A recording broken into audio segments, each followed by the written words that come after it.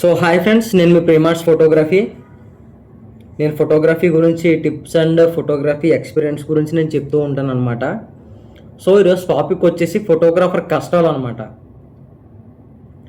ఒక ఫోటోగ్రాఫర్ కష్టాలు ఎంత కష్టపడతాడో మీకు బ్యాక్గ్రౌండ్లో అంటే వెనకాల మీకు తెలియనిది చాలా ఉంటుంది.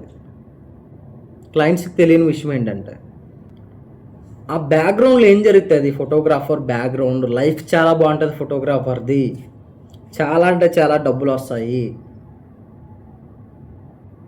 చాలా అంటే చాలా ఒక పెళ్ళి ఒప్పుకుంటే చాలా డబ్బులు కలిసి వచ్చేస్తాయి అనేసి చాలామంది చాలా రకాలుగా అనుకుంటారు. నేను ఇప్పుడు ఎక్స్ప్లెయిన్ చేస్తాను చూడండి.